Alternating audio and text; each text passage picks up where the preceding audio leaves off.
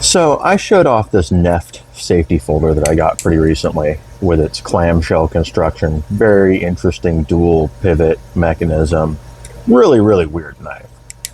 But no matter what weird mechanism you can come up with, there's always somebody who comes along and says, well, what if we did it completely backwards and made it even more awkward? This is a piece that I know virtually nothing about. I've had it for almost a year trying to get more info, and I am just at a loss. It is truly bizarre. This is definitely a weird prototype. You can see it splits this way for the handle halves,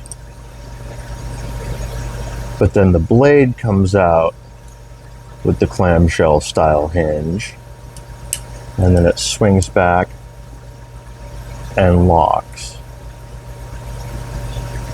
Everything about it is just backwards. Like the guard feels like it's on backwards. The way it opens for a right hand seems very, very confusing.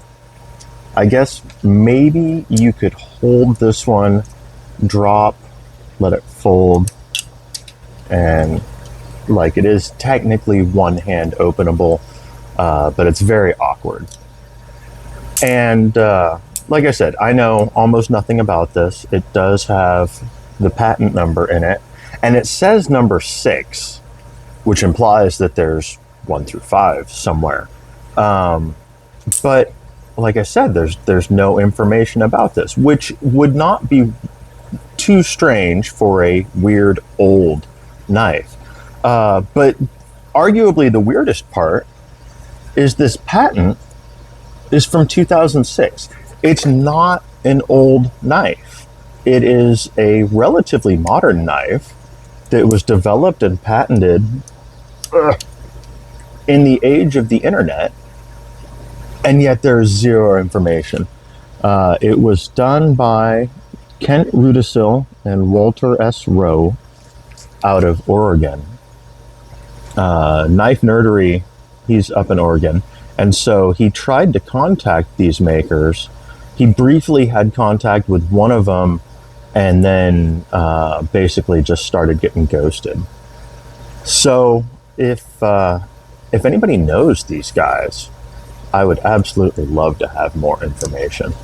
What the design process was, what the thought process was. Were they inspired by the Neft safety knife, or did they not even know it existed?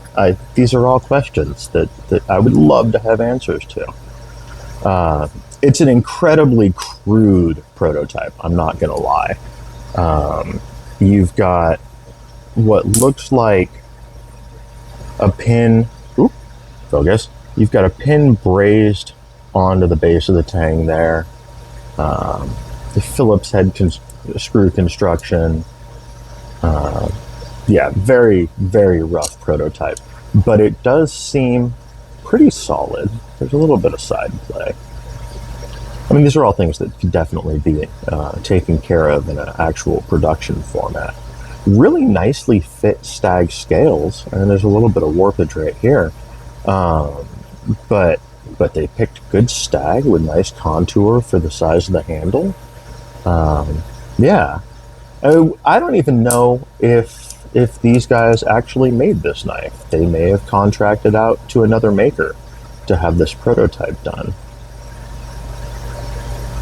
So yeah, usually I try to give you guys more information on the weird knives that I pull out, but sometimes I just don't have any. And this is one of those times where I'm hoping maybe the community can dig something up. So there you go. That is a look at, I'm going to call it a Rudisill Rowe stag side folder. I think that's what it's going to be named for now, until maybe we can get some more information. So there you go.